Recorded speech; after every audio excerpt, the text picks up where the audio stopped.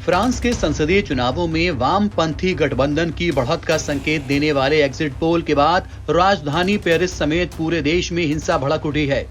रविवार को हुए दूसरे दौर के चुनावों के बाद फ्रांस की पहली कट्टर दक्षिणपंथी सरकार बनने की कोशिशों को झटका लगा, जब एग्जिट पोल में वामपंथी गठबंधन को सबसे ज्यादा सीटें जीतने का अनुमान लगाया गया। पहले दौर में बढ़त बनाने वाली मरीन ले पेन की मुस्लिम विरोधी नेशनल रैली पार्टी को रविवार को हुए चुनाव के बाद तीसरे नंबर पर बताया गया है। राष्ट्रपति इमैनुअल मैक्रों की पार्टी को एग्जिट पोल में दूसरे नंबर पर बताया गया है। एग्जिट पोल के नतीजे आने के बाद प्रदर्शनकारी सड़कों पर उतर आए और हिंसा शुरू कर दी। वीडियो फुटेज में नकाबपोश प्रदर्शनकारियों को सड़कों पर आग जलाते और उपद्रव करते हुए देखा गया है। हिंसा को देखते हुए देश भर में दंगा पुलिस को भेजा गया है। फॉक्स न्यूज की रिपोर्ट के मुताबिक फ्रांसीसी चुनाव के बाद आए एग्जिट पोल में वामपंथी गठबंधन की जीत की संभावना के बाद पेरिस में जश्न और हिंसा दोनों का माहौल बन गया। धुर वामपंथी गठबंधन के अप्रत्याशित रूप से आगे निकलने की खबर पर हजारों लोग जश्न मनाने के लिए पेरिस के प्लेस डे ला रिपब्लिक में जमा हो गए।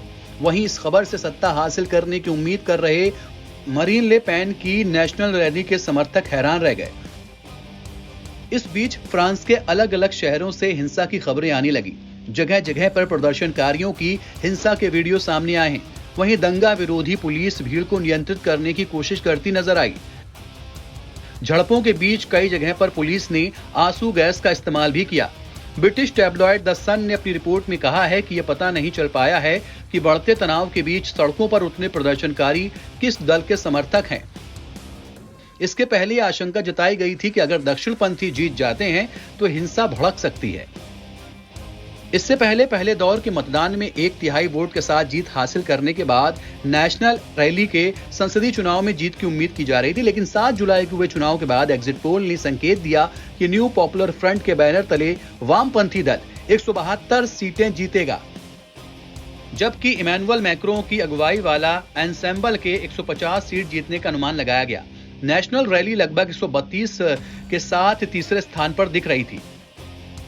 लेफ्ट फ्रंट की जीत की संभावना के बाद फ्रांस के प्रधानमंत्री गैब्रियल अटाल ने रविवार को खुलासा किया कि वो सोमवार सुबह राष्ट्रपति मैक्रों को अपना इस्तीफा सौंप देंगे।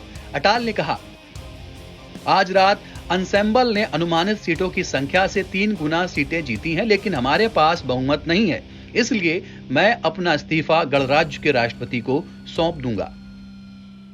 एनबीटी ऑनलाइन की रिपोर्ट।